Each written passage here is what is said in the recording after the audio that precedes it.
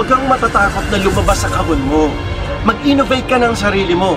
Lalo na ngayon, puro online na, social media, nandyan ang mga paraan para matuto tayo ng mga bagay-bagay na hindi naman talaga natin napag-aralan sa eskwelahan.